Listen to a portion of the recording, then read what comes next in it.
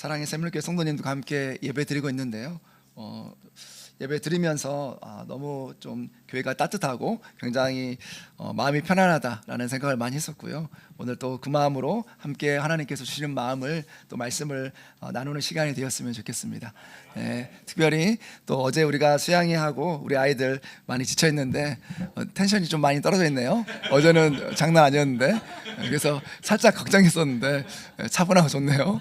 네, 편안하게 주님이 주시면 편안하게 안식해도 됩니다. 편안하게 함께 말씀을 나눴으면 좋겠습니다. 저는 2016년 말부터 서울 반포의 한 교회에서 이제 사역을 하게 되었었는데요. 그 전에도 물론 다른 교회에서 사역을 했지만은 이제 반포에서 2016년 말부터 사역하면서 자연스럽게 이제 교회 바로 앞에 있는 아파트에서 한 2년 정도 사택 생활을 했습니다. 교회에서 걸어서 한 3분 정도의 그러한 아파트였는데 저는 이제 지방 출신이거든요. 물론 제가 이제 표현은 또 이제 이런 어떤 이야기하면은 표준어를 쓴다고 저는 생각하지만 저의 이야기를 들으신 분들은 저 지방 사람이구나 확실히 딱 느끼시더라고요. 그래서 근데 사실은 저도 이제 이 지방에서 오신 분들과 이야기하면 그게 무슨 이야기인지를 알겠더라고요. 스스로는 제가 표준어를 쓴다고 이야기하지만은 절대로 표준어가 될 수 없다는 어떤 그걸 느끼고 있는데, 네, 어쨌든 그래서 제가 서울 반포 지역은 처음 이제 살게 되었는데 저는 이제 그 아파트에 대해서 전혀 모르고 그냥 사택으로 준비되어 있으니까 들어와라 해서 들어갔는데 제 기억에 그때가 아직 재건축 전이었는데 2016년에 제가 들어갔을 때에도 이제 제가 이제 같이 사역하던 이제 목사님들 같이 교제하다 보면은 저기 그 아파트에 사택으로 있습니다 하니까 다들 부러워하더라고요. 그래서 왜 부러워하지? 왜냐하면 저는 개인적으로 그 아파트가 이제 뭐 유명하다는 거는 뭐 들었지만, 근데 저는 이제 거기서 실제로 살았잖아요. 이제 제가 2016년 말에 들어가서 그 아파트에 거주하게 되었을 때 그 아파트는 이미 지은 지 50년이 넘었거든요. 50년이 넘었고, 그래서 굉장히 아파트가 조금 네. 너무 감사하지만 좀 허름하고, 무엇보다 제가 좀 추위를 많이 타는데 그 아파트는 굉장히 추웠습니다. 난방도 중앙 통제식이거든요. 그리고 온도도 이게 올려도 안 올라가요. 이게 또 리모델링이 안 돼 있어서 굉장히 좀 춥다라는 걸 많이 제가 느꼈었고, 또 무엇보다 이제 그 아파트는 방금 전에 말씀드린 대로 반포에 있는데 딱 집에서 아파트 문을 이제 열고 나가면 고속 터미널까지 걸어서 5분이 안 걸렸어요.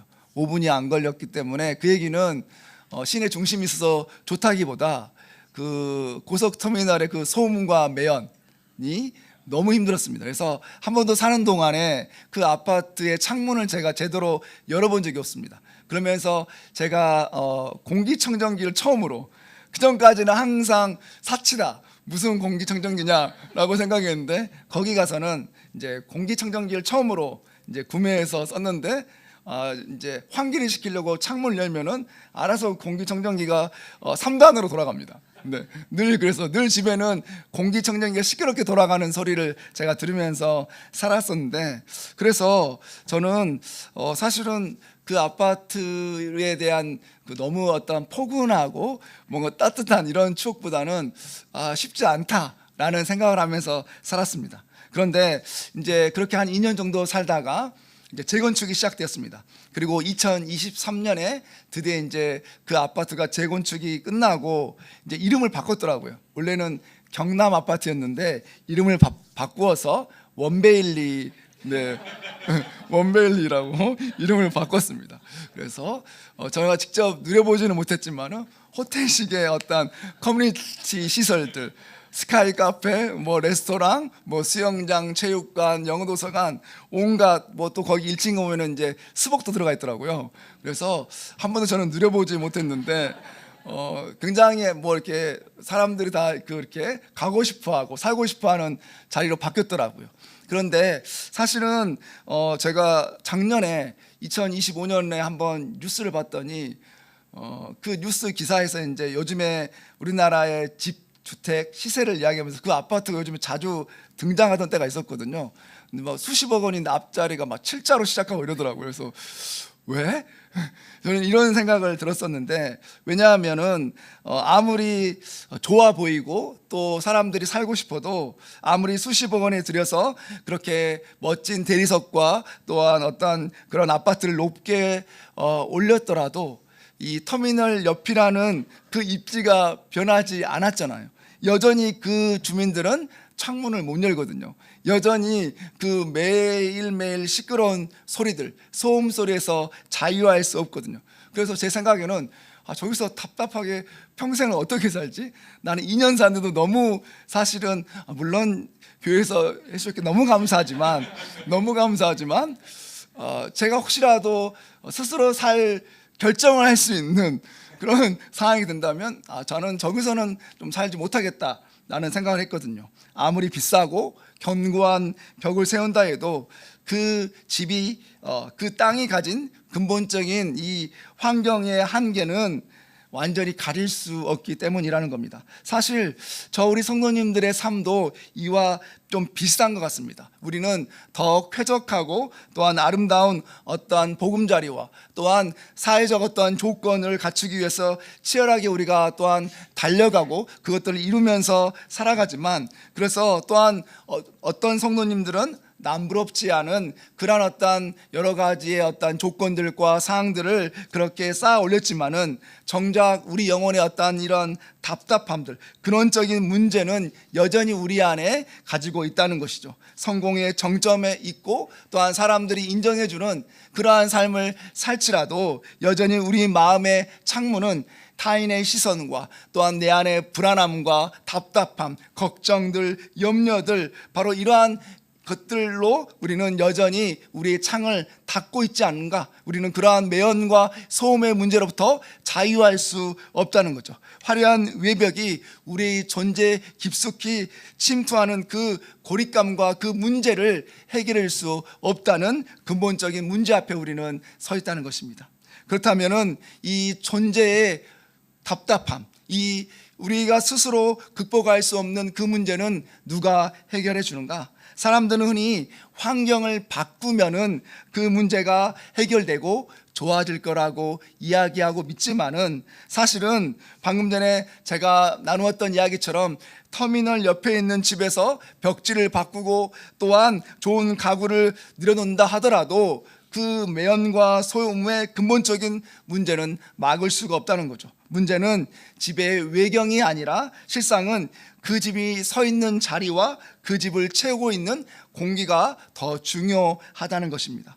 오늘 우리가 보게 되는 성경은 우리 인생의 그 설계자이신 그 하나님께서 이 문제를 다루시는 독특한 방식을 우리가 발견하게 되는데, 바로 그것은 무엇인가 하면은 하나님은 단순히 우리의 문제, 우리의 어떠한 주변의 환경을 조금 수선하시면서 우리의 문제를 해결하시는 그러한 모습으로 우리 가운데 찾아오시지 않으신다는 겁니다. 그러니까 단순한 수리공이나 정비공이나 뭔가를 좀 고쳐주는 그러한 존재로 우리 가운데 찾아오시는 것이 아니라 오히려 이 매연으로 지식에 가는 우리의 영혼을 그리스도의 보혈로 완전히 깨끗하게 청소하시고 우리 인생 한복판으로 직접 들어오셔서 우리 자신을 당신이 거하실 수 있는 완전한 그런 깨끗하고 거룩한 집으로, 안전한 보금자리로 바꾸어 주신다는 거죠. 우리는 늘 주님, 우리의 환경을 바꿔주십시오, 우리의 상황을 바꿔주십시오,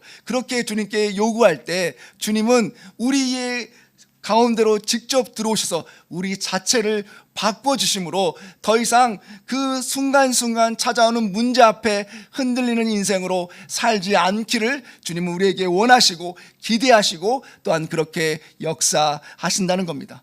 겉만 번지라는 것이 아니라 거룩하신 하나님이 우리 안에 거주하시는 그러한 우리 자신이 된다면, 그러한 주님의 성전이 된다면 우리 앞에 어떠한 문제가 찾아오더라도 우리는 그 문제 앞에서 흔들리거나 요동치는 것이 아니라 하나님이 내 안에 계시고 하나님이 나의 간구를 들어주시고 하나님이 나의 삶 가운데서 역사하시기에 나는 오늘도 그 문제 앞에서 흔들리지 않습니다. 나는 내 안에 계신 주님을 바라봅니다. 내 안에서 역사하시는 주님을 갈망하고 주님으로 인해서 나는 일어섭니다라고 고백할 수 있는 바로 그 자리로 주님은 우리를 부르신다는 것입니다. 사랑하는 성도 여러분, 오늘 말씀을 통해서 바로 우리를 하나님의 거룩하신 집으로 우리를 빚어가시는 주님의 그 위대한 설계를 우리가 확인하고 그 주님 앞에 주님이 원하시는 거룩한 주님의 성전으로, 주님의 몸된 교회로 한 단계 성장하고 앞으로 나아가는 우리 모두가 되기를 주님의 이름으로 축원드립니다. 그러면 한번 오늘 말씀을 보았으면 좋겠는데요, 오늘 본문 1절의 말씀을 한번 보았으면 좋겠습니다. 오늘 본문 1절의 말씀 우리 한번 다 같이 한번 읽어보겠습니다. 시작.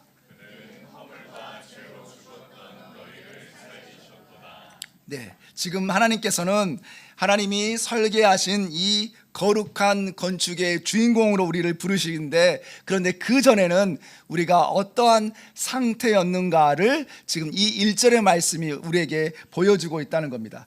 우리 설교 노트에 그 첫 빈칸이 바로 이 1절 말씀인 거죠. 그는 허물과 죄로 우리를, 여기는 지금 중간에 뭐가 빠져서 이상하죠. 허물과 죄로 죽었던 우리를 살리셨답니다. 그러니까 죽었더니 빠졌습니다. 어쨌든 빈칸에는 저도 아까 보면서 순간 당황했습니다. 이러면 안 되는데, 제가 꼼꼼히 봤어야 되는데, 빈칸에는 허물과 죄로 죽었던 너희를 살리셨도다. 사실은 이 에베소서 2장 1절의 말씀은 좀 엄숙한 그러한 단어, 무거운 단어로 시작하고 있습니다. 오늘 우리 말씀 개역개정 성경은 번역되어 있으니까 그 의미가 제대로 살아있지 않는데, 원문으로 보면은 네크로스라는 단어를 쓰고 있습니다. 이 단어는 어떠한 뜻인가 하면은 죽어있는 상태라는 의미를 가지고 있습니다. 그러니까 2장 1절의 말씀을 시작할 때 성경이 우리에게 너희는 죽어있는 상태라는 그러한 표현으로 시작하고 있다는 것은 우리에게, 우리가 단지 도덕적으로 좀 흠결이 있거나 좀 수선이 필요한 상태라고 이야기하는 것이 아니라, 우리는 바로 소망 없는, 아무런 희망이 없는 그러한 영적인 시체와 같다. 너희의 출발은 바로 거기다라고 우리에게 이야기하고 있다는 거죠. 그래서 이 빈칸을 보면 우리의 실상은 영적인 시체와 같았다라고 그렇게 채울 수 있을 것 같습니다. 그러면 한번 생각해 보았으면 좋겠습니다. 시체는 어떠한 상태입니까? 아무리 맛있는 음식을 주어도 맛을 느끼지 못합니다. 아무리 아름다운 음악이 들려줘도 반응하지 못하는 것이죠. 하나님에 대해서 그렇게 완전히 감각이 마비되고 스스로는 그 영적인 무덤에서 일어날 수 없는, 빠져나올 수 없는 절대적인 무능력한 상태, 바로 그것이 우리의 모습이었다라고 성경은 그렇게 이야기하고 있다는 거죠. 우리는 이렇게 지금 오늘 우리가 이 자리에 좋은 옷을 입고 또한 사회적인 어떤 열심을 통해서 이루는 것들이 있기 때문에 뭔가 우리가 대단한 것처럼 보여지지만, 실상 우리가 주님을 만나기 전에는 그 사람이 어떠한 옷을 입고 있던, 어떠한 사회적 지위를 가지고 있고 스스로가 자신을 어떻게 생각하든지 우리는 영적으로 죽어있는 상태, 더 이상 소망이 없는 상태라는 겁니다. 그런데 세상은, 우리 인생들은 그렇게 세상의 풍조를 따라서 살아가지만, 또한 그것이 자유라고 행복이라고 생각하지만, 실상은 그것은 바로 공중 권세 잡은 자에게 결박되어 진노를 향해 끌려가는 시체의 모습일 뿐이라고 우리 성경 에베소서 2장은 우리에게 이야기하고 있다는 것입니다. 낡은 건물이 스스로를 이 아름다운 이 건물로 재건축할 수 없듯이, 죽어있는 시체는 스스로를 살릴 어떠한 동력도 어떠한 능력도 없다는 것이 성경의 일관된 이야기라는 것이죠. 그래서 로마서 3장의 말씀을 보면은 우리는 하나님을 찾지도, 하나님을 깨닫지도 못하고 선을 행하지도 않는 그러한 인생에 불과하다는 겁니다. 이 얘기는 무슨 이야기인가 하면은 우리가 시체이고 하나님을 깨닫지도 하나님을 찾지도 않는다는 이 얘기는 우리 스스로가 한 번도 하나님을 먼저 찾은 적이 없고 찾을 수 없는 그러한 전적인 무능력한 존재였다는 것을 우리에게 이야기하고 있다는 거죠. 그런데 지금 저와 우리 성도님들이 하나님을 만나고 하나님의 자녀가 되어 있지 않습니까? 이것은 무엇을 이야기하겠습니까? 우리가 주님을 찾지 않았고, 우리가 주님을 바라보지 않았고 갈망하지 않았지만 하나님이 우리를 갈망하셨고 하나님이 우리를 찾으셨고 하나님이 먼저 우리를 사랑하셨다는 바로 그 결과라는 것입니다. 바라기는 우리가 도무지 하나님을 부를 기력조차 없고 하나님을 등지고 있을 때에도 우리를 결코 외면하지 않고 우리를 찾아오셔서 우리를 기어코 하나님의 자녀 만들어주신 그 하나님께 우리의 시선을 드릴 수 있는 우리 모두가 되기를 주님의 이름으로 축원드립니다. 아멘. 네, 하나님은 그렇게 우리가 주님을 갈망하지 않을 때 주님께서 먼저 우리를 향해서 갈망하셨고, 우리가 그렇게 어두운 가운데 있을 때 주님은 우리를 향해서 희망의 말씀을 바로 선포하셨는데, 바로 그것이, 그 내용이 오늘 본문 4절과 5절의 말씀입니다. 여기 보시면 긍휼이 풍성하신 하나님이 우리를 사랑하신 그 큰 사랑을 인하여 허물로 죽은 우리를 그리스도와 함께 살리셨고 너희는 은혜로 구원을 받은 것이라. 여기서 은혜로 구원을 받았다라고 이야기하고 있지 않습니까? 그런데 저는 이 에베소 2장 4절과 5절 말씀에서 우리가 여기서 기억해야 될 것 한 가지가 있는데, 지금 이 2절과 4절의 말씀을 직역하면은 원래 어떻게 시작해야 되는가 하면은 그러나 하나님이 라는 표현으로 시작하는 게 맞습니다. 그러나 하나님이, 이것은 무엇입니까? 바로 죽음이 지배하던 우리 인생에 바로 하나님이 직접 주어로, 하나님께서 주체자로 찾아오셨다는 것을 우리에게 이야기하는 거죠. 그래서 우리는 그 누구도, 이 뒤에 방금 전에 은혜로 구원을 받았다라고 이야기하고 있는 것처럼 그 누구도 우리 자신의 어떠함에 대해서 지금 우리의 어떠한 이 권리와 어떤 우리의 어떠한 이것들을 주장할 근거가 없다는 것을 성경이 지금 우리에게 다시 한번 보여주고 있는 거죠. 그런데 하나님께서는 우리를 은혜로 구원하시고 우리를 살려주셨는데 단순히 살려주신 것이 아니라는 겁니다. 바로 우리를 당신이 혼이 삼긴, 그 혼이 담겨져 있는 예술품, 걸작품으로 우리를 재창조하셨다는 것이 성경의 말씀이라는 거죠. 한번 오늘 본문 10절의 말씀 우리 한번 다 같이 한번 읽어보겠습니다. 한번 읽어보겠습니다. 시작. 우리는 그가 만드신 바라.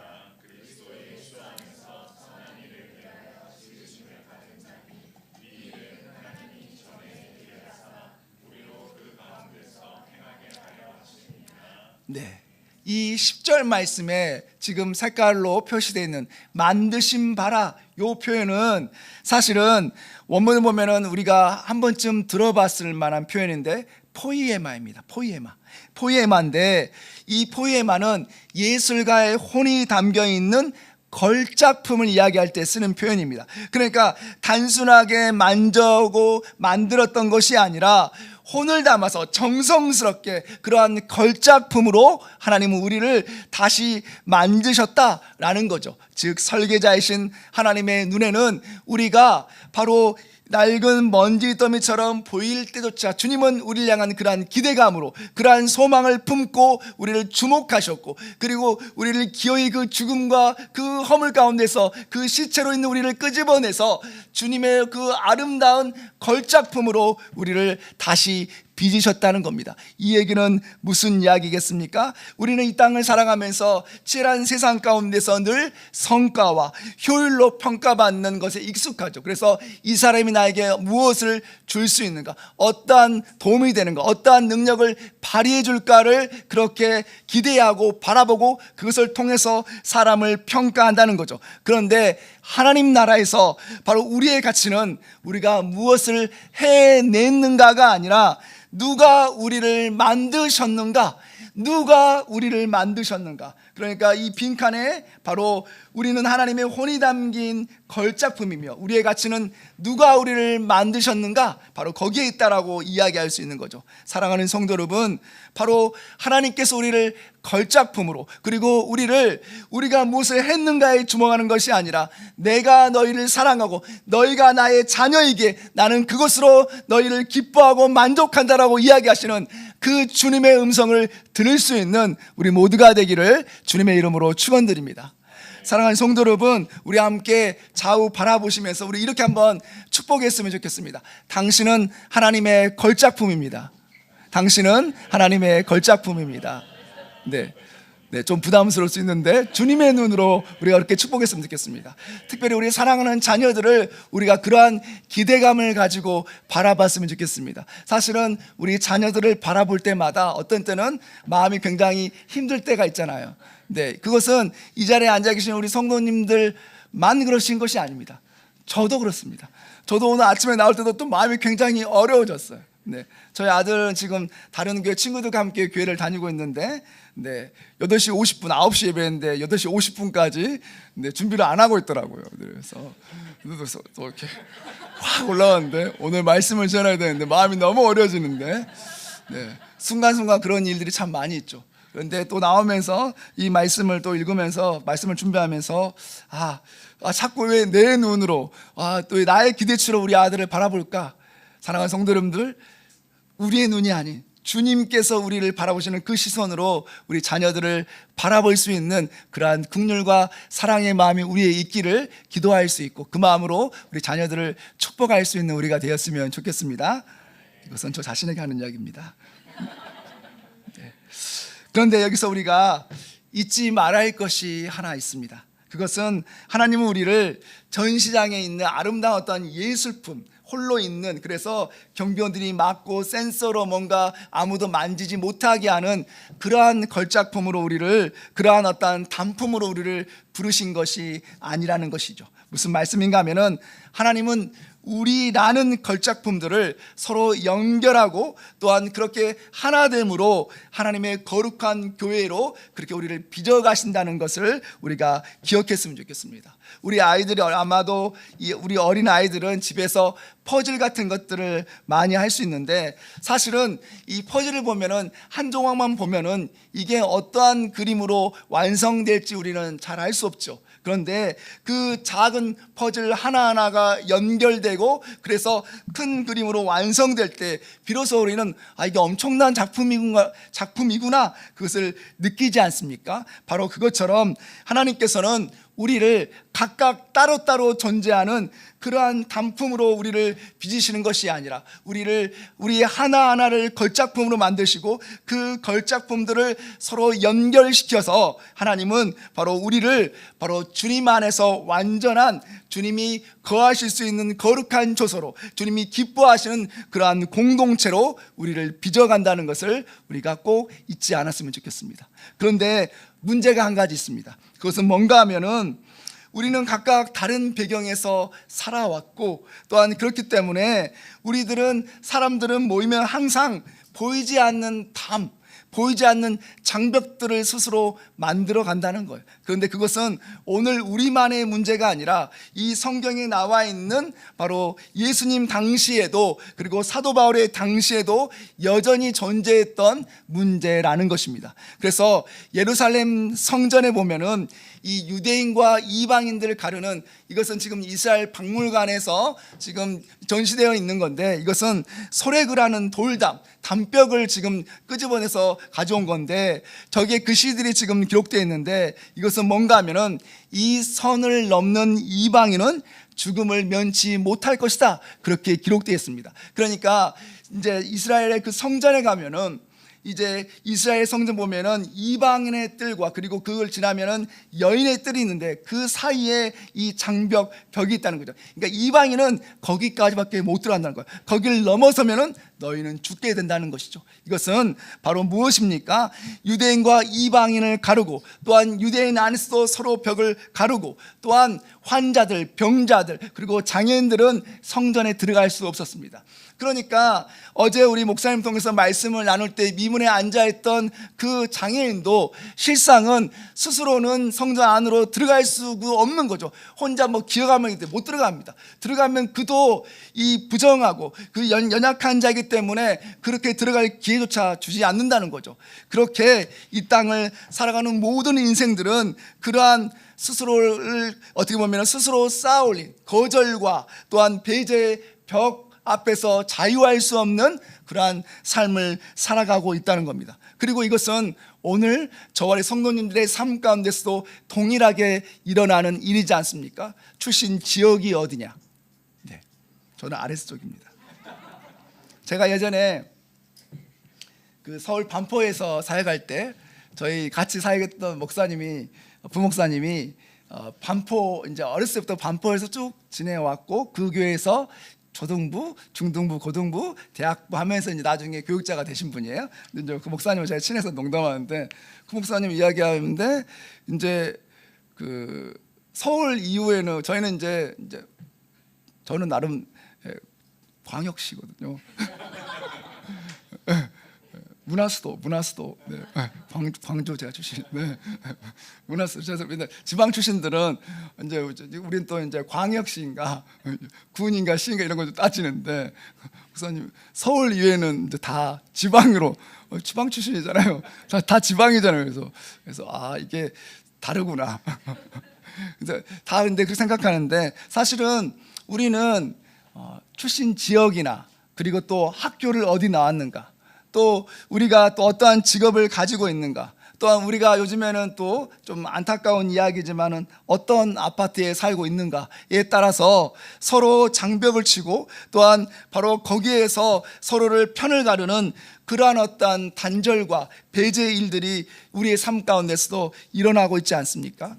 그런데 오늘 본문의 우리 성경은 그렇게 유대인들과 이방인을 나누었던 담들, 그리고 오늘 우리의 삶 가운데서 우리 스스로가 이 구별짓고 서로 당을 가르고 또 편을 가르는 그 모든 이 배제와 거절의 그 모든 것들을 완전히 부술 수 있는 것이 있는데, 바로 그것이 우리 그리스도의 복음이라고 이야기하면서 오늘 본문에서는 13절 말씀이 이렇게 이야기하고 있습니다. 이제는 전에 멀리 있던 너희가 그리스도 예수 안에서 그리스도의 피로 가까워졌느니라. 그러니까 전에는 멀리 있다는 것은 너희는 함께 상종할 수가 없었다는 거죠. 그런데 그렇게 함께 할 수 없었던 너희가 이제는 예수 그리스도가 그 담을 허물어 내심으로 말미암아, 그분의 죽으심으로 말미암아 이제는 우리가 하나 될 수 있는, 가까워질 수 있는 근거가 되었다는 겁니다. 이어지는 14절 말씀 보니까 그래서 그는 우리의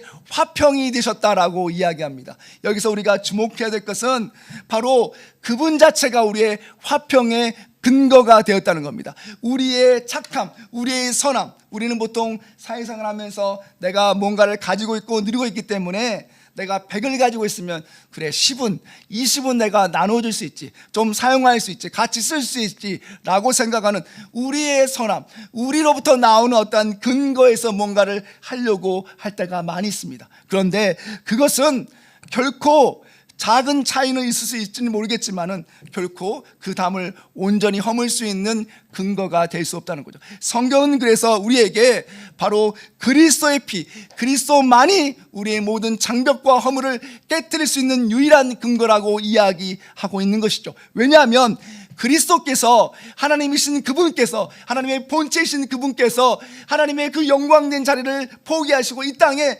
전한 바로 인간의 몸으로 우리 가운데 오셔서 그 모든 허물과 그 모든 장벽을 먼저 깨트려 주셨고, 그렇게 또한 우리를 위해서 죽으셨고 다시 살아나셨기에 우리는 바로 그분을 통해서만 이 모든 허물과 장벽과 담들을 넘어설 수 있다라고 이야기하고 있다는 것입니다. 그래서 유명한 성경학자인 존 스토트가 이렇게 이야기했습니다. 그리스도의 십자가는 하나님과 나 사이의 수직적인 담만 허문 것이 아니라 성도와 성도 사이를 가로막는 모든 수평적인 담을 영원히 제거한 사건이다.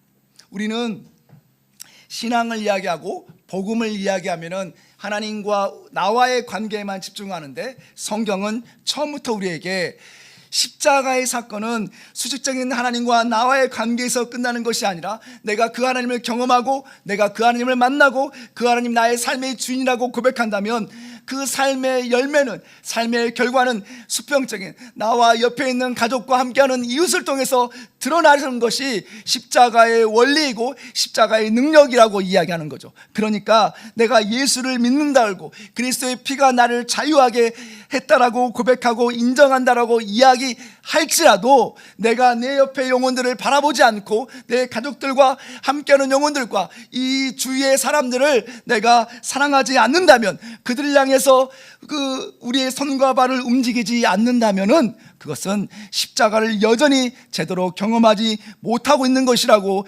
이야기하고 있다는 겁니다. 바라기는 우리 사랑의 샘물교회가 수직적인 그 하나님과의 그 풍성하고 충만한 은혜를 경험한다면 여기서 그치는 것이 아니라, 교회 안에서 그 사랑이 머무는 것이 아니라 교회 밖으로 이 수원과 광교와 그리고 이 나라와 열방을 위해서 하나님의 사랑을 흘려보낼 수 있는 주님의 축복의 통로가 되기를 주님의 이름으로 축원드립니다. 그리고 그것은 우리가 뭔가를 경험하고, 우리가 뭔가 숫자가 커지고, 우리가 뭔가 좀 대단해지고 뭔가 안정감을 누릴 때 하는 것이 아니라, 우리가 연약할 때, 우리가 무력할 때, 우리가 작을 때, 바로 그때 시작하는 것임을 우리가 기억할 수 있는 우리 모두가 되기를 주님의 이름으로 축원드립니다.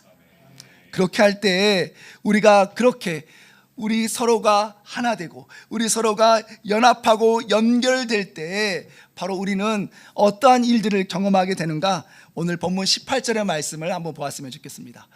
이 오늘 본문 18절 말씀 보니까, 이는 그로 말미암아 우리들이 한 성령 안에서 아버지께 나아감을 얻게 하려 하심이라. 아버지께 나아감을 얻게 하려 하심이라. 우리가 하나 될 때, 우리가 주님을 경험하고 그 주님 안에서 우리가 서로를 사랑하고 그리고 그 마음으로 서로를 품을 때 우리가 아버지께 나아갈 수 있게 된다라고 이야기합니다. 사랑하는 성도 여러분, 여기서 우리가 하나 되어야 하는 이유를 분명히 우리가 확인하게 되는 거죠. 우리가 서로 손을 잡고 왜 한 세 사람, 15절 말씀에 표현하고 있는 왜 한 세 사람이 돼야 되는가, 왜 우리가 하나가 돼야 되는가, 그것은 바로 우리가 그때 비로소 하나님 앞에 제대로 진짜로 진정으로 하나님 앞에 나아갈 수 있는 담력과 능력을 얻게 될 것이기 때문이라고 성경은 우리에게 이야기하고 있습니다. 그 얘기는 나 혼자서 신앙생활을 할 수 없다는 거예요. 우리가 착각하는 것이 있습니다. 내가 유튜브로 이 성경 말씀 듣고 내가 좋아하는 말씀, 좋아하는 목사님들 다 딱 하면 다 떠오르시잖아요. 자주 들으시잖아요. 그래서 차에서도 듣고 집에서도 설거지할 때도 들으시고 이동할 때도 들으시고 너무 좋죠. 좋은데, 그런데 신앙생활은 혼자 하는 것이 아니라는 거예요. 내 감정으로 느끼고 나 혼자 좀 눈물 흘리고 나 혼자 좀 감격하고, 그것은 신앙생활이 아닙니다. 사랑하는 성도 여러분, 신앙생활은 오늘 본문에서 분명히 이야기하고 있잖아요. 우리 둘이 한 성령 안에서 아버지께로 나아가는 것, 나만이 아니라 함께 주님을 향해서 주님이 원하시는 그 자리로 함께 나아가 주님을 예배하고 또한 영혼들을 섬기고 사랑하는 그 자리가 바로 진정한 성도의 자리, 주님이 기뻐하시고 주님이 임재하시는 자리라는 겁니다. 하나님이 어느 곳에 임재하시는가, 하나님이 어느 곳에서 우리에게 말씀하시고 역사하시는가, 우리는 말씀이 그렇게 이야기한다면 그 말씀 앞에 전적으로 순종하며 서려고 해야 한다는 것이죠. 우리 성도님들 큐티 많이 하시잖아요. 우리 또 제자훈련 우리 목사님께 배우시고 또 다른 교회에서도 또 제자훈련이나 여러 가지 하시면서 큐티 생활 말씀 많이 하시는데, 큐티 우리가 하면서 큐티를 왜 하는 거죠? 큐티를 왜 합니까? 우리 또 D형 큐티 하면 마음이 뿌듯하잖아요. 또 이렇게 한 페이지 써가지고 관찰부터 시작해서 하면 마음이 뿌듯하잖아요. 연구 목사 해가지고 와, 내가 또 남들 못 깨닫는 걸 깨달았네. 와, 내가 좀 많이 늘었네. 이렇게 뿌듯할 때 있잖아요. 우리가 큐티를 왜 하는 거죠? 저는 그 말씀을 우리가 깊게 깨닫는 거 너무 중요하죠. 그 기쁨이 있죠. 그런데 그 말씀을 깨닫아내서 그치는 것이 아니라 우리의 삶 가운데 적용하고 반응하고 살아내기 위해서 그 말씀 앞으로 서는 거잖아요. 그렇다면은 주님의 말씀이 작은 한 말씀이 내 가운데 떨어지더라도 그 말씀 앞에서 삶으로 몸부림칠 수 있는 그러한 우리의 삶의 그러한 도전과 그러한 여정이 우리 가운데 있어야 한다는 거죠. 바라기는 우리 사랑의 샘물교회 가운데 이 도전과 이 삶의 여정, 신앙의 그 여정이 있기를, 그리고 함께 그 자리를 향해 나아가는 은혜가 있기를 주님의 이름으로 축원드립니다.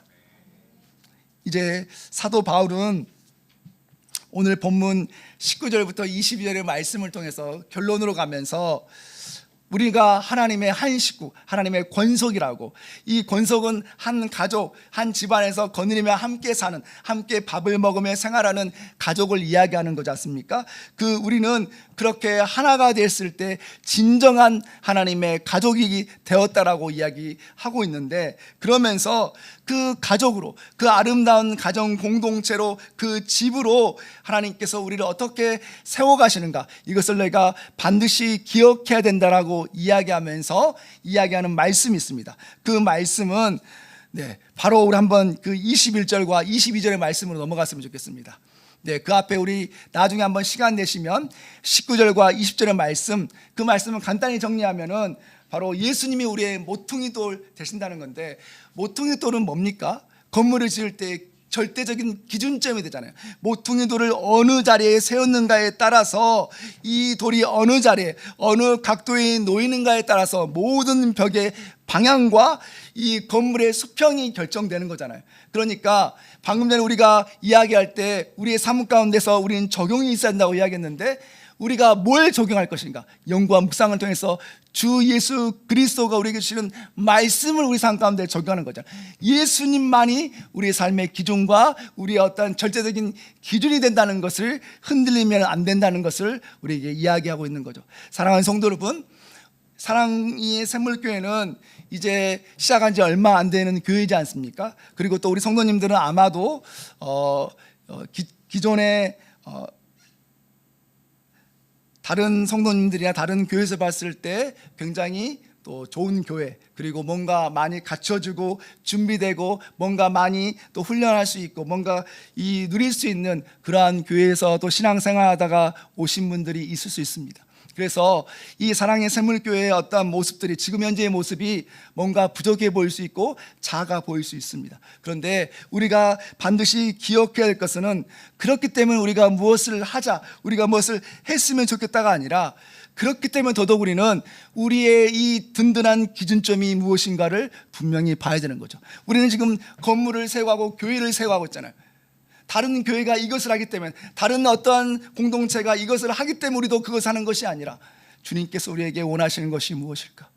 우리의 든든한, 우리의 유일한 절대적인 기준점이 누구이신가? 바로 거기에 포커스를 맞춰야 한다는 거죠. 그것이 분명하다면, 내 생각과 내 뜻이 다를지라도 하나님의 말씀 앞에, 예수님의 그 주권 앞에 복종할 수 있는, 순종할 수 있는 그러한 우리에게 그러한 마음이 있어야 한다는 것입니다. 자, 그러면은 우리 한번 마지막으로 한번 말씀 9절, 21절, 22절 말씀을 마지막으로 한번 다 같이 한번 읽어봤으면 좋겠습니다. 다 같이 읽습니다. 시작. 그 안에서 건물마다 서로 연결하여 주 안에서 조소가 되기 위하여 그리스도 예수 안에서 함께 지어져 가느니라. 함께 지어져 가느니라. 사실은 이 짧은 표현 가운데 주님께서 어떻게 우리를 주님의 거룩한 처소로, 교회로 세워 가시기를 원하시는가, 그 놀라운 그 진리들이 다 담겨져 있는데, 저는 이것을 세 가지의 신비라고, 오늘 이 마지막 4번의 미안성의 이 축복의 그 세 가지의 신비로 이 부분을 좀 풀었으면 좋겠는데, 첫 번째는 뭔가 하면은 홀로가 아닌 함께 맞물려 가는 연합의 신비를 이 말씀이 우리에게 들려주고 있다는 겁니다. 무슨 이야기인가 하면은, 여기에 지금 함께라는 표현을 쓰고 있잖아요. 함께. 사실은 우리가 아까 뭐 재건축 이야기도 하고 아파트 이야기도 했는데, 이 건축에서 벽돌 하나는 결코 집이 될 수 없지 않습니까? 반드시 옆에 있는 다른 벽돌과 맞물릴 때 건물이 되는 거잖아요. 동일하게 우리의 신앙생활은 함께 하는 것이라는 거죠. 홀로 하는 것이 아니라는 겁니다. 제가 예전에 어떤 이 기사에서 보니까, 저는 아직 미국에 가본 적이 없는데, 미국 캘리포니아에 가면은 그 레드우드 그 국립공원이 있다라고 하더라고요. 거기에 보면 거대한 삼나무, 그래서 100m 이상 되는 그러한 세계에서 가장 큰 나무로, 제가 예전에 한번 기사를 본 것 같아요. 그런데 그 기사를 보면서 그 내용이 어떠한 내용이 나왔는가 하면은, 이 나무들이, 그 거대한 삼나무가 길이가 거의 50m, 100m 육박하는 그러한 나무인데, 뿌리는 굉장히 생각보다 짧다는 거예요.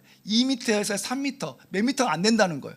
그러면 어떻게 태풍이 오면은 그 나무들이 쓰러지지 않는가? 서로 이 나무들이 뿌리를 단단히 뒤엉켜서 서로 이렇게 엉키고 서로 지탱해 준다는 거예요. 그래서 흔들리지 않고 그런 어떤 자연재해도 든든히 서 있을 수 있다라는 어떤 그런 내용을 봤습니다. 저는 우리의 신앙생활도 마찬가지인 것 같아요. 우리가 왜 교회 생활하는가? 우리가 왜 신앙생활하는가? 아까 왜 신앙생활은 함께 하는 것이라고 이야기했는가? 함께 우리가 주님의 그 주신 은혜를 나누기 위하고 또한 그것을 살아내기 위한 것도 있지만은 우리가 함께 할 때 서로를 우리가 붙잡으면서 우리가 함께 서로를 격려하며 축복하며 기도하면서 우리가 서로 그 뿌리를 단단히 얽어맬 때 우리는 흔들리지 않을 수 있기 때문에 바로 이야기하고 있다는 거죠. 우리 주님은 이 얘기를 우리에게 제일 먼저 하시고 있는 얘기는 그 의미는 무엇이겠습니까? 우리가 얼마나 잘 흔들릴지,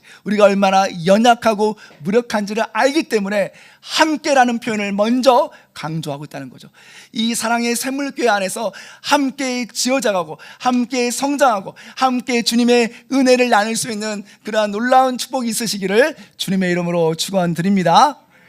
두 번째로, 내 손이 아닌 하나님의 손에 맡겨져 있는 그 주권의 신비를 우리가 경험해야 한다는 겁니다.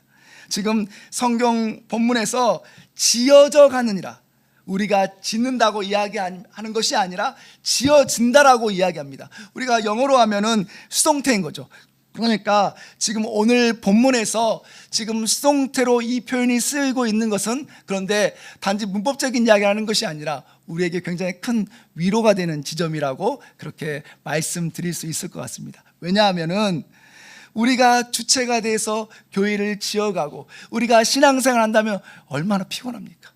얼마나 버겁습니까? 나 하나 지금 내 마음도 컨트롤 못하는데 주님, 제가 이렇게 할 수 있을까요?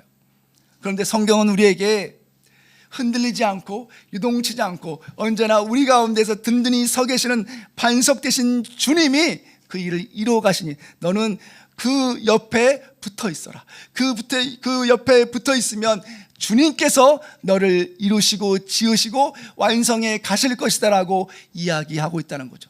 연약하고 흔들리고 유동치는 나 자신이 아니라 영원히 변치 않으시고 완전하신 하나님께서 우리의 삶을 통치해 가신다는 것을 믿고 의지하고 그것을 붙잡고 살아가라고 우리에게 도전하고 있다는 것입니다. 사랑하는 성도 여러분, 이 주님을 바라볼 수 있는 믿음이 우리에게 있으시기를 주님의 이름으로 축원드립니다. 우리의 위대한 설계자이신 하나님은 결코 우리를 망하게 하지 않으십니다. 결코 우리에게 힘들고 우리를 괴롭게 하시는 분이 아니라 주님 안에서 주님이 원하시는 그러한 걸작품으로 우리가 완성되기를 위해서 직접 빚어가시는 분이시라는 것을 기억할 수 있는 은혜가 있으시기를 주님의 이름으로 축원드립니다. 마지막으로 셋째는 완성이 아닌 과정 속에 있는 바로 그 신비를 우리가 기억해야 한다는 거죠. 오늘 본문에서 지어져 가느니라, 이 표현은 지금 현재 진행형으로 원문을 보면 쓰여져 있는데, 바울이 지금 현재 진행형, 현재 시대로 지금 이야기를 하고 있는 것은, 지금 우리는 완성된 어떠한 그 재건축이 다 끝난 아파트, 어떠한 아름다워 보이는 모델하우스가 아니라는 거죠. 오히려 공사 중이라는 겁니다. 공사 중. 한번 실제 공사 현장을 생각해 보십시오. 늘 흙먼지가 날리고 망치 소리들, 소음이 가득하잖아요. 어수선해 보이고 위험해 보이고, 이게 맞나? 저렇게 지으면 저게 저렇게 되는 건가? 잘 모르는 우리 입장에서 보면은, 저렇게 지으면 저렇게 30층, 60층 건물 올라갈 수 있나? 좀 불안한데? 라는 생각이 들잖아요. 그런데 그렇게 부족해 보이고 때로는 소음이 들려 보이는 그러한 어떠한 미숙함이 있는 그 모습이 사실은 설계자이신 주님이 지금 우리 안에서 쉬지 않고 일하시는 그러한 모습이라는 것을 바로 우리가 기억해야 한다는 것입니다. 죽어있는 건물에는 소란한 소리가 들리지 않습니다. 침묵만이 있을 뿐입니다. 그런데 소란스러워 보이고 어수선해 보일수록 사실은 우리가 아파트 건축하는 모습을 보면 그 다음날 가면 한층 올라가 있잖아요. 또 한층 올라가 있잖아요. 어느새 그렇게 올라가 있는 거예요. 주님은 그렇게 우리를 빚어가신다는 거죠. 그 과정 가운데 우리가 있다는 겁니다. 그렇다면은 우리는 옆에 성도님들을 바라보실 때, 물론 지금은 그렇게 생각하신 분 안 계시겠지만 좀 시간이 지나면은 반드시, 제가 예언하는 사람은 아니지만 제가 예언한 거지 하면 반드시 옆에 있는 성도님의 불편한 모습이 보일 겁니다. 저거 아닌 것 같은데, 왜 저러시지? 이런 모습이 안 보일 수가 없습니다. 집에서도 우리 배우자를 봐도 보이잖아요. 우리 자녀를 향해서 보이는데 어떻게 옆에 있는 성도님, 나랑 전혀 상관없이 30년, 40년, 50년을 살아왔던 분의 그런 모습이 보이지 않겠습니까? 근데 그때 우리가 생각할 것은 저분 왜 저러시지? 좀 불편한데가 아니라 하나님께서 우리 집사님을, 우리 성도님을 지금 아름답게 빚어가고 계시구나. 그리고 그 모습에서 나의 모습을 봐야 되는 거죠. 나도 이렇게 빚어가시겠구나. 하나님 감사합니다. 하나님 지금도 일하시고 계시군요. 그렇기 때문에 지금 우리가 여기에 있습니다. 주님이 일하심을 우리가 기대합니다. 소망합니다. 갈망합니다. 그렇게 감사의 기도, 그리고 또한 하나님이 일하심에 대한 믿음의 선포를 드릴 수 있는 우리 모두가 되기를 주님의 이름으로 축원드립니다. 그렇게 서로를 향해 거룩한 이 감탄과 기대가 우리 안에 흐를 때 비로소 성령이 기뻐하시는 영광스러운 성전을 우리가 빚어가는 그러한 놀라운 은혜를 경험할 줄로 믿습니다. 한번 말씀을 정리하겠습니다. 사랑하는 성도 여러분, 아무리 화려하고 비싼, 그래서 세상이 인정해주는 그러한 건물이나 아파트가 있다 할지라도 우리 영혼 깊숙이 침투하는 그 죄의 매연과 고립감이라는 그러한 소음은 결코 막아낼 수가 없습니다. 그렇게 우리는 영적으로 죽었던 존재였습니다. 그런데 위대한 설계자이신 하나님께서 우리 인생 가운데, 우리가 먼저 찾지도 않았는데, 우리가 먼저 갈망하지도 않았는데 우리 가운데로 찾아오셔서 우리를 하나님의 그 그리스도의 피로 우리를 살리셨고, 단지 그냥 간신히 살리는 것이 아니라 그리스도의 걸작품으로, 주님의 완전한 예술품으로 우리를 살려내셨다는 겁니다. 그런데 주님은 여기에서 만족하지 않으시고 우리 각자를 그런 퍼즐처럼 연결해서 주님이 완전히 기대하시고 주님이 완전히 우리와 동행하시고 거기에 임재하시길 원하시는 바로 그러한 거룩한 공동체로, 그러한 교회로 우리 각자를 지금 이 자리로 불러주셨다는 사실을 믿으시기 바랍니다. 그렇다면은 우리가 기억할 것은 이 공동체 가운데 지금 무엇이 갖춰져 있지, 또 지금 이 교회가 나에게 뭘 줄 수 있지를 생각하기 전에 우리의 연약함과 소음과 갈등과 또한 자금 앞에서 하나님이 어떻게 우리를 빚어가실까, 어떻게 한층 한층 올라가게 하시고 아름다운 건물로 완성해 가실까, 그리고 그 안에서 하나님은 어떻게 우리를 통해서 일하실까, 우리를 통해 역사하실까, 우리에게 하나님의 사랑을 어떻게 흘려보내게 하실까, 그 주님을 갈망할 수 있는, 그 주님을 기대할 수 있는 우리 모두가 되기를 주님의 이름으로 축원드립니다. 사랑하는 성도 여러분, 이미지 하나 띄워주시겠습니까? 제가 설교를 준비하면서 예전에 우리 전 세계 수억 명에게 복음을 전했던 빌리 그레이엄 목사님 잘 아실 텐데, 그 빌리 그레이엄 목사님의 아내 루벨 그레이엄 사모님의 묘비 명이 지금 쓰여져 있는데 글씨가 작아서 지금 아래 이제 영어로 써놨는데 무슨 내용입니까? 아까 우리는 우리의 신앙생활은 뭐라고 해야겠죠? 공사 중이라고 했잖아요. 이제 사모님은 돌아가시면서 공사가 끝났다고, 나를 참아줘서 감사하다라고 그렇게 고백하고 있습니다. 이 얘기는 무슨 이야기겠습니까? 이 루벨 사모님도 바로 자신이 하나님 앞에서 계속해서 다듬어져야 되는 미완성의 공사 현장인 존재에 불과했다고. 사실은 이분 굉장히 존경받았고 또한 유명한 책도 많이 썼고 그렇게 인정받았고, 또한 빌리 그레이엄 목사님 옆에서 가장 가까운 데서 조력했던 그런 대단한 분이신데, 본인 스스로가 얼마나 연약한 자인가, 또한 그런 나를, 내 주위에 있는 사람들이 그 공사 중인 나를, 그렇게 먼지와 소음이 나는 나를 얼마나 참아주셨나요? 그렇게 감사하면서 고백하는 그러한 마지막 인사말을 하고 있다는 거죠. 그렇습니다. 우리는 주님 손에 그렇게 붙들려서 깎여져가는 과정 가운데 있습니다. 서로에게 인내가 필요하지만 하나님은 우리를 설계하신 그 하나님은 부실공사하시는 분이 아니라는 것을 믿고, 그것을 기대하고 주님 앞에 하나님 우리가 교회로 우리가 한 공동체로 일어서겠습니다. 그래서 주님이 기뻐하시는 그 자리 앞에 늘 매일매일 새롭게 세워져 가고 그렇게 완성을 향해 나아가는 성도가 되겠습니다. 교회가 되겠습니다. 그렇게 결단하고 함께 앞으로 나아가는 우리 모든 성도님들 다 되시기를 주님의 이름으로 축원드립니다. 이제 함께 우리 기도했으면 좋겠습니다. 우리 주신 말씀 기억하면서 우리 기도 제목 3가지 한번 띄워주시겠습니까? 우리 한번 다 같이 한번 읽으면서 함께 다 같이 한번 우리가 기도했으면 좋겠습니다. 시작. 주여, 허물과 죄로 죽었던 나를 하나님의 걸작품으로 재청자신 은혜에 감사하며 하나님의 시선으로 나를 바라보는 자존감을 회복하게 하옵소서. 아멘. 주여, 내 마음속에 쌓아올린 편견과 배제의 담을 십자가 앞에 무너뜨리게 하소서. 우리 사랑의 샘물교회가 그리스도의 피로 맺어진 진정한 영적 가족으로 깊이 하나 되게 하소서. 아멘. 주여, 함께 지어져가는 과정의 소음과 어수함을 인내하게 하소서. 긍휼의 시선으로 우리를 빚으시는 하나님을 기대하며 서로를 축복하고 격려하는 공동체가 되게 하소서. 아멘. 네, 우리 주신 말씀 또 기도 제목 가지고 우리 함께 다 같이 기도하며 나아가겠습니다. 하나님, 오늘 우리를 주님께서 주님의 몸된 교회로 부르셨는데 우리 인생 가운데서 또한 우리의 신앙생활 가운데서 하나님 우리가 무엇을 붙잡아야 합니까? 하나님, 우리는 도무지 하나님 앞에 나아갈 수 없는 연약한 존재였는데 주님께서 우리를 사용하시고 부르시고 우리를 살려주셨음을 기억하고 하나님의 시선으로 나를 바라보게 하여 주옵소서.